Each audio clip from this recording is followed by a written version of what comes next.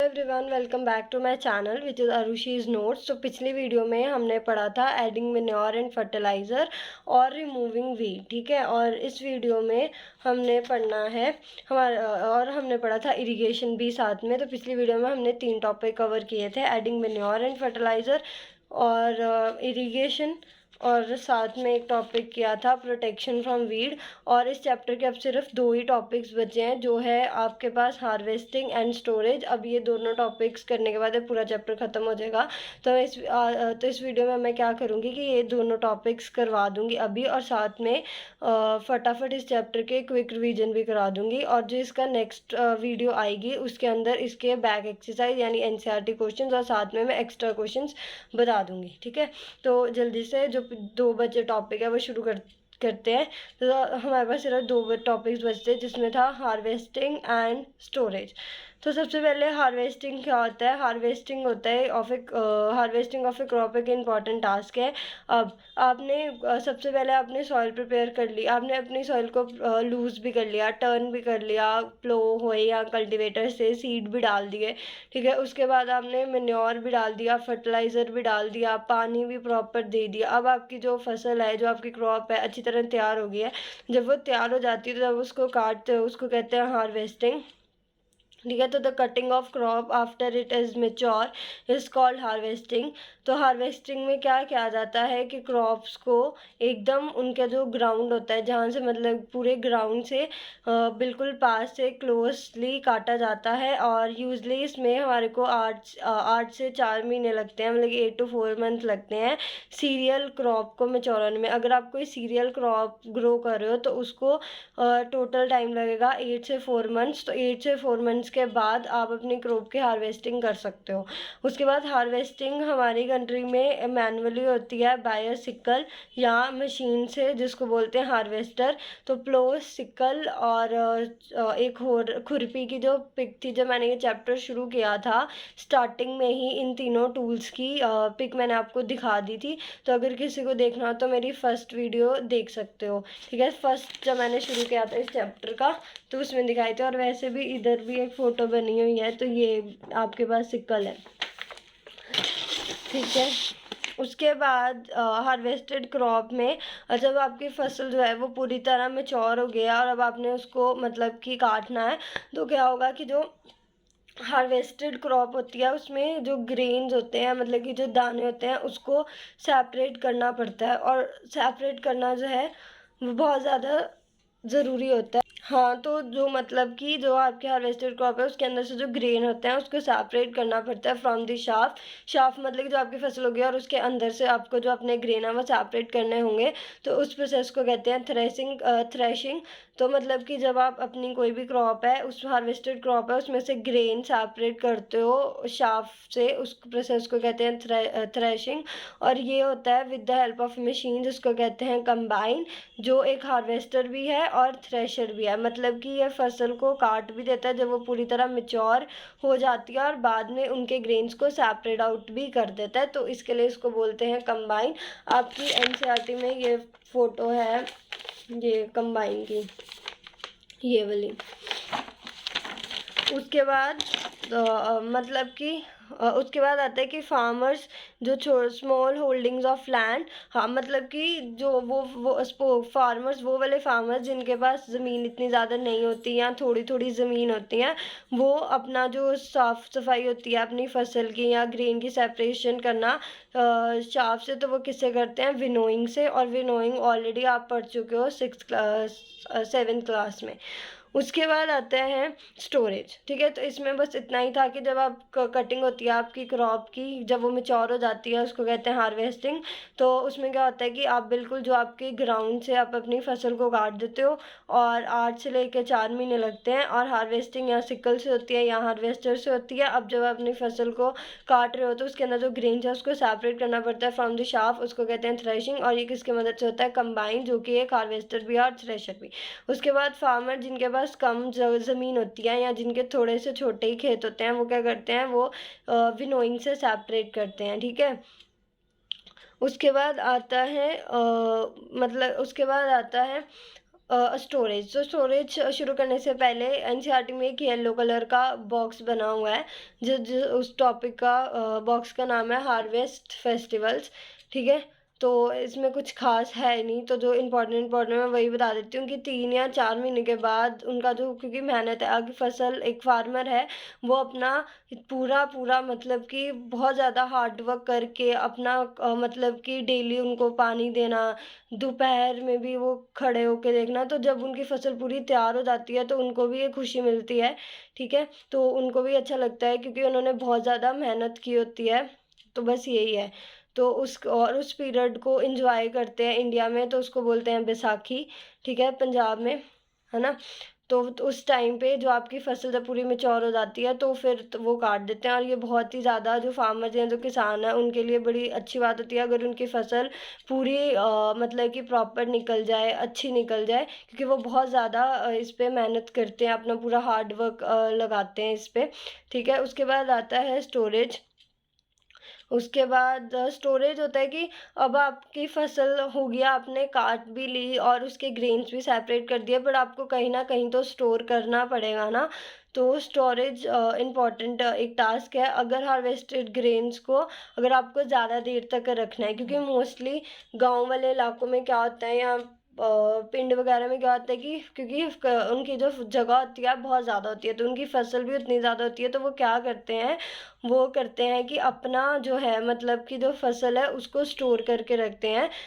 और अगर आपको अपना जो फसल है उसको स्टोर करके रखना है कि ताकि उसको मॉइस्चर भी ना लगे, उसको इंसेक्ट भी ना लगे, रैट भी ना लगे, या माइक्रो ऑर्गेनिज्म भी ना लगे, तो क्या करते हैं उसके अंदर नीम की पत्तियाँ डाल देते हैं, या बॉल्स वगैरह भी डाल देते हैं, नीम की पत्तियाँ डाल देते हैं जिसके कारण कीड़े नहीं लगते। और दूसरा क्या है कि जब भी आपने अपनी फसल को या आपने ग्रेन्स को ज़्यादा देर के लिए स्टोर करके रखना होता है, तो आप उसको अच्छी तरह पहले सुखा लो, उसके अंदर थोड़ा सा भी मॉइस्चर ना रहे, क्योंकि अगर थोड़ा सा भी उसके अंदर पानी रह जाएगा तो उससे क्या होगा, वो पूरी तरह स्पॉइल हो जाएगी और वो माइक्रो ऑर्गेनिज्म उसको अटैक भी कर लेंगे, और फिर उसके बाद वो अनफिट हो जाएगी फर्दर यूज़ के लिए या फिर जर्मिनेशन के लिए। इसके लिए अगर आपने स्टोर करना है तो आपको सबसे पहले अपने जो दाने हैं, अपने जो ग्रेन्स है, उसको अच्छी तरह धूप लगवानी है ताकि उसका सारा पानी जो है उठ जाए। तो इससे क्या होगा कि एक तो उसको इंसेक्ट वगैरह नहीं लगेंगे।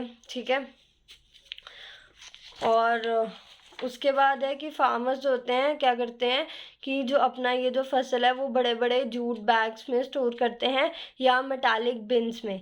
ठीक है, तो जो large scale storage of grain किस में होता है, is done in silos and granaries, और वो उनको पेस्ट से जैसे रैट एंड इंसेक्ट से प्रोटेक्ट करता है। और दूसरा बताया कि ड्राइड नीम लीव्स फूड ग्रेन्स को भी स्टोर करने के लिए घर में भी यूज़ होते हैं। अगर आपको बहुत ज़्यादा क्वांटिटी में फसल को या ग्रेन्स को स्टोर करना है तो बेसिकली गोडाउन्स में किया जाता है, या एक स्पेसिफिक केमिकल ट्रीटमेंट ज़रूरत होती है कि ताकि उसको कीड़े ना लगे।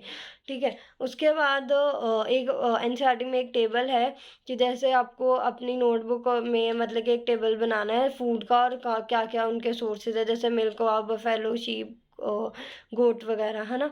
और ये टेबल आपको कंप्लीट करना है। उसके बाद आया कि आपने देखा होगा कि प्लांट्स एंड एनिमल्स जो हैं हमें फूड प्रोवाइड कराते हैं डिफरेंट काइंड से।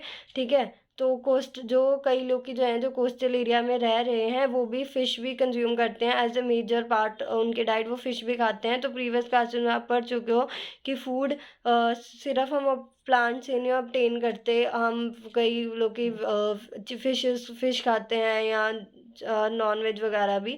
ठीक है, तो वी हैव जस्ट सीन कि जो प्रोसेस है क्रॉप प्रोडक्शन का, बहुत ज़्यादा उसके अंदर स्टेप होते हैं। जैसे पहले बताया कि आपको सबसे पहले अपनी सॉइल प्रिपेयर करनी पड़ती है, उसको लूज़ करना पड़ता है, टर्न करना पड़ता है, फिर अच्छी तरीके से बीज डालने होते हैं, बीज डालने के बाद आपको मैन्योर करना पड़ता है, फिर फर्टिलाइज़र डालने होते हैं, फिर इरिगेशन का पानी अच्छी तरीके से डेली देना होता है।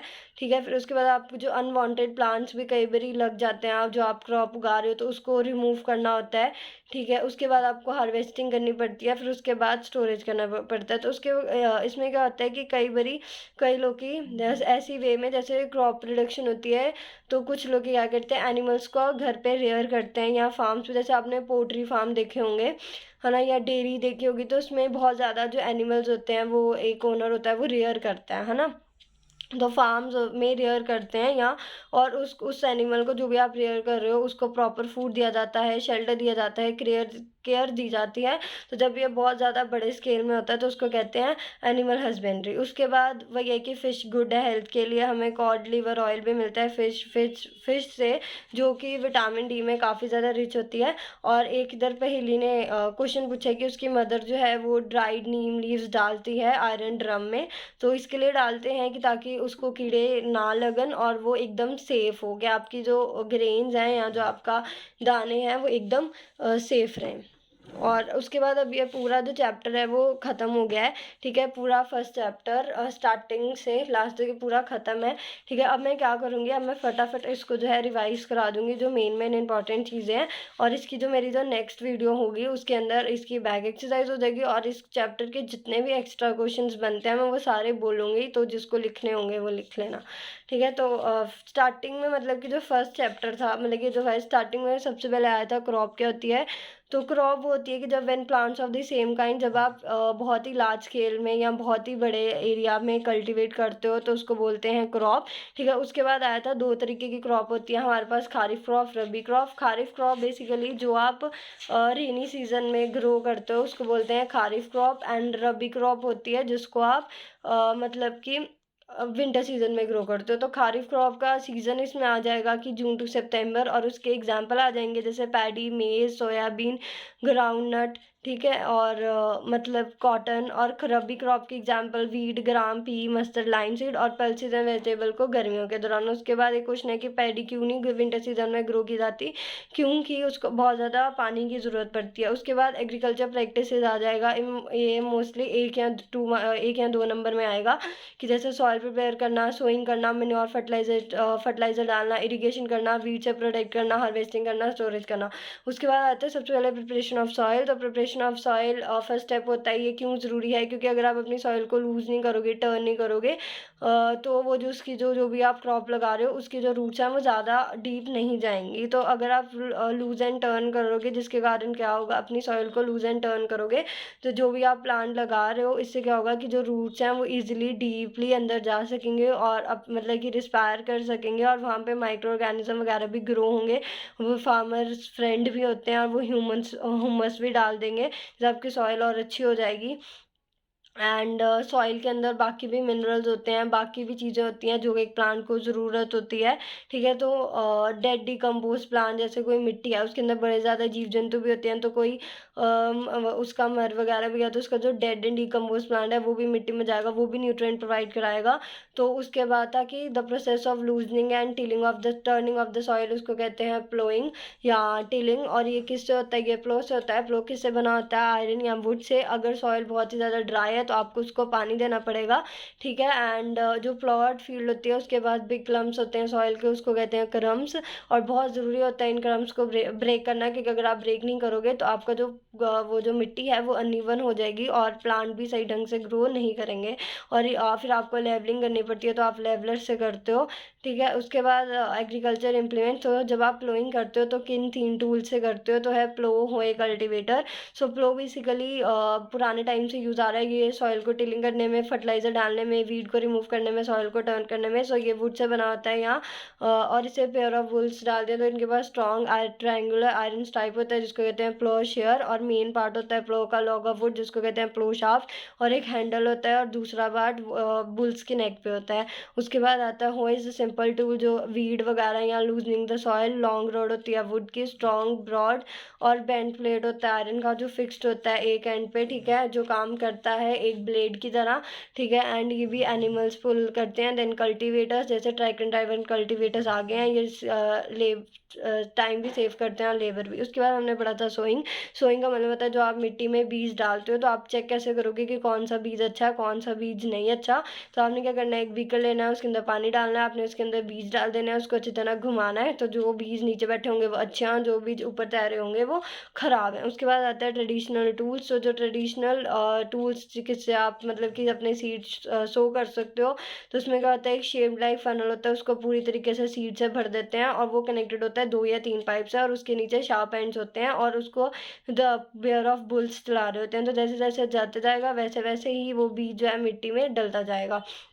उसके बाद आता है सीड ड्रिल। तो सीड ड्रिल आजकल बहुत ही ज़्यादा यूज़ हो रही है, ठीक है। वो क्या करता है कि वो सीड को इक्वल डिस्टेंस और डेप्थ पे डाल देता है और उसको कवर भी कर देता है, ताकि आपका जो सीड है वो बर्ड वगैरह या कोई पक्षी वगैरह ना खा सके। उसके बाद डिस्टेंस इसके लिए ज़रूरी होता है सीड में देना है, ताकि ओवरक्राउडिंग ना हो और प्लांट को सफिशिएंट लाइट और न्यूट्रिएंट्स मिले। उसके बाद हमने पढ़ा था एडिंग मैन्योर एंड फर्टिलाइज़र। तो जो substance which are added to the soil nutrient की फॉर्म में आपके हेल्दी ग्रोथ ऑफ प्लांट्स, उसको कहते हैं मैन्योर एंड फर्टिलाइज़र।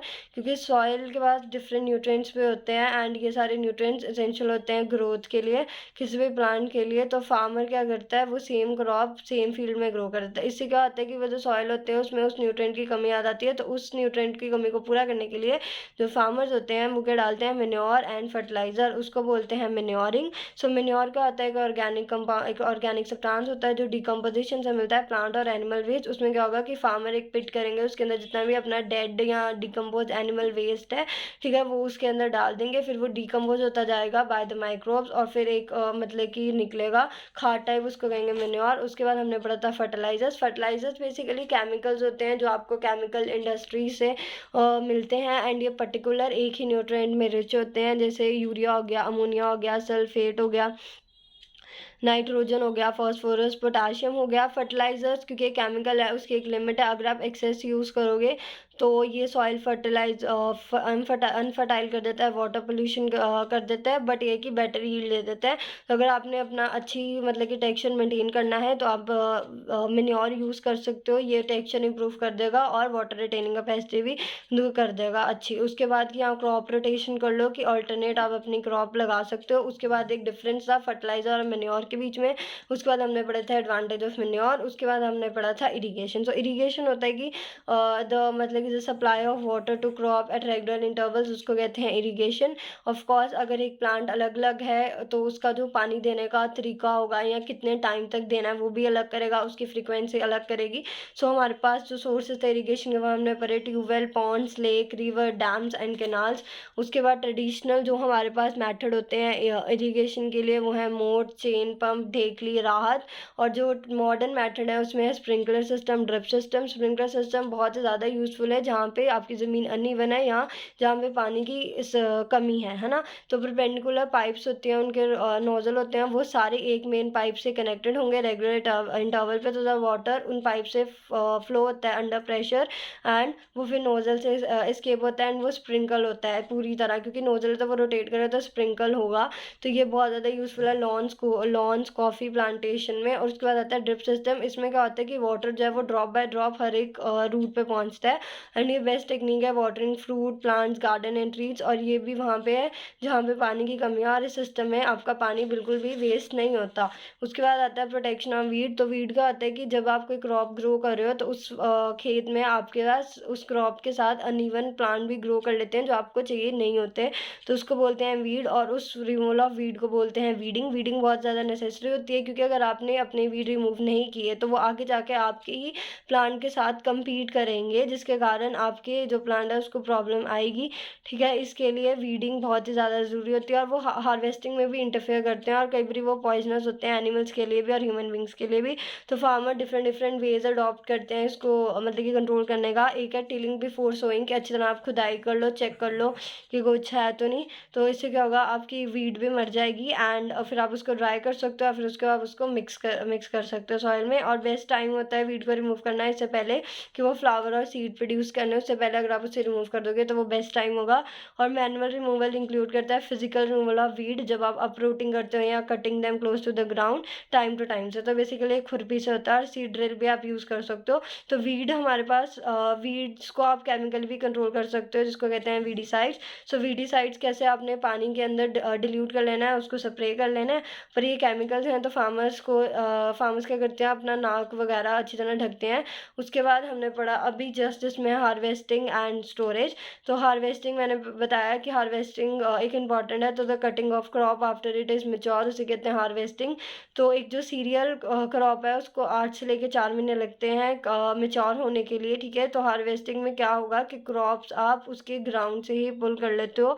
तो ये सिकल से होता है, सिकल से यहाँ हार्वेस्टर से। तो अगर आप जैसे आपकी क्रॉप है, होगी है पूरी तरह तैयार, ठीक है, तो आपको जो उसके दाने होंगे या ग्रेन होंगे वो आपको सेपरेट करना पड़ेगा।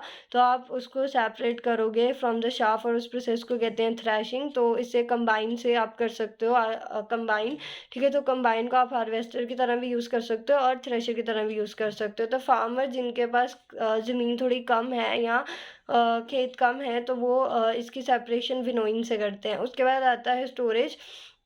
देन स्टोरेज बहुत ही ज़्यादा इंपॉर्टेंट है, क्योंकि अब आपकी फसल भी तैयार होगी, तो कईयों की ज़मीन बहुत ज़्यादा होती है, ऑफ कोर्स उनकी फसल भी ज़्यादा होगी, तो उनको स्टोर करते हैं वो। तो अगर आपको लॉन्गर टाइम के लिए स्टोर करने हैं अपना मतलब कि फसल वगैरह, तो उसमें क्या करना करोगे कि आपने ये इंश्योर करना है कि आपका जो फसल है वो एकदम मतलब कि उसके अंदर पानी ना हो। अगर आप स्टोर कर रहे हो तो अच्छी तरह उसको सुखा लो, ठीक है, उसको कोई कीड़े ना लगन, उसके लिए आप नीम वगैरह के पत्ते डाल सकते हो, ठीक है। एंड मतलब कि और नहीं तो जो मतलब कि ज़्यादा जिनकी फसलें होती हैं, तो उसमें क्या होगा कि वो सॉइलेज और ग्रेनरीज में उनको प्रोटेक्ट किया जाता है, या जूट बैग्स और मेटालिक बिन्स में भी। उसके बाद हमने पढ़ा था एनिमल हस्बेंड्री, और ये पूरा जो चैप्टर है वो ख़त्म हो गया है, ठीक है। अगर आपको कोई भी डाउट होगा इस वीडियो से रिलेटेड या पिछली कोई मेरी वीडियो से रिलेटेड, तो आप प्लीज़ कमेंट सेक्शन में मुझे पूछें, मैं ट्राई करूँगी उसको आंसर करने का, ठीक है। तो मेरी जो नेक्स्ट वीडियो होगी उसके अंदर मैं इसके बेसिकली जो पीछे इसके एनसीईआरटी क्वेश्चंस हैं और इसके जो एक्स्ट्रा क्वेश्चंस हैं